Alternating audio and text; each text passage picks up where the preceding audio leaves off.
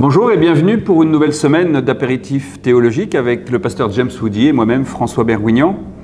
Et aujourd'hui, une question d'un auditeur, un architecte de Cassis. La grâce est-elle suffisante ou efficace?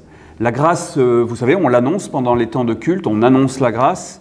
Alors, qu'est-ce que c'est que cette grâce? Est-elle suffisante ou efficace? Sachant que la grâce, c'est la bienveillance que Dieu nous accorde aux hommes. Donc, comment peut-elle être suffisante ou efficace? Oui, effectivement, la grâce, c'est cette action positive de Dieu vers les hommes. Et la question qui s'est rapidement posée, c'est de savoir si cette grâce permettait à l'homme d'obtenir son salut. Et est-ce que ce salut est réservé à quelques-uns ou est-ce que c'est un salut universel? Et quelle est la participation de l'homme dans ce salut? Et on va avoir finalement deux écoles. Il y a l'école de la grâce efficace, et elle commence avec Augustin en particulier. Elle sera ensuite reprise par les jansénistes après la Réforme. C'est l'idée selon laquelle l'homme n'accède à son salut et ne peut gagner le paradis que si Dieu lui accorde la grâce.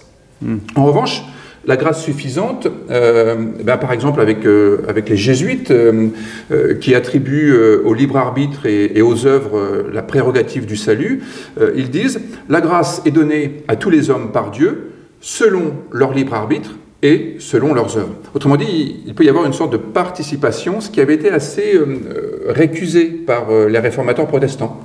Donc on est devant deux écoles avec une grâce conditionnelle ou une grâce inconditionnelle.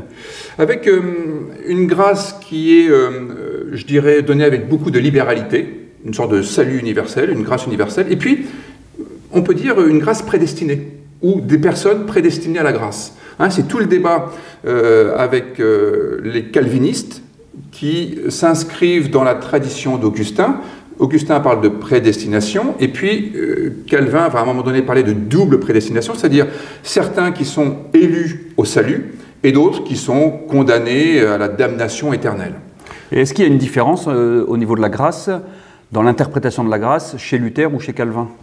Alors, les deux vont donner des accents différents et des orientations différentes. On peut dire que pour Luther, la grâce est d'abord ce qui va le libérer de son angoisse existentielle. Que faire pour obtenir mon salut? Que faire pour obtenir mon paradis?